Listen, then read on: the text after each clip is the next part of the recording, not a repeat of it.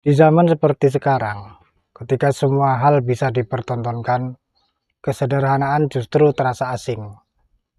Banyak orang berlomba terlihat hebat, berlomba menunjukkan pencapaian, seakan hidup adalah panggung besar yang harus selalu disorot lampu.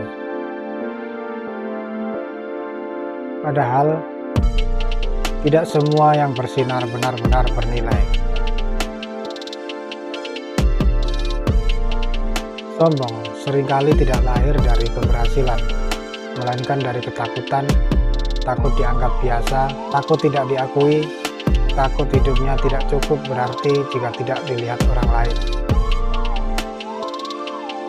Orang yang terus memamerkan isi hidupnya, seringkali sedang meyakinkan dirinya sendiri, bukan dunia. Karena mereka benar-benar tenang, tidak sibuk membuktikan apapun. Lihatlah padi di sawah. Ketika masih kosong, ia berdiri tegak, seolah paling tinggi. Namun saat mulai berisi, ia perlahan menunduk. Bukan karena lemah, tapi karena berat oleh makna. Begitu pula manusia, semakin banyak yang ia pahami tentang hidup, semakin ia sadar bahwa tidak semua hal perlu diumumkan. Semakin tinggi ilmunya, semakin lembut caranya berbicara.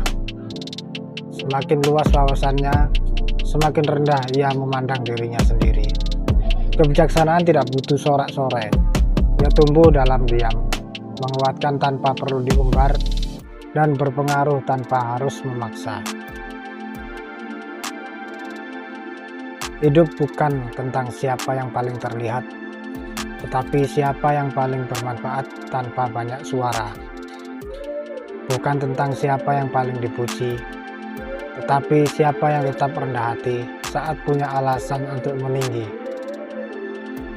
Jangan jadikan pencapaian sebagai alat untuk merendahkan orang lain.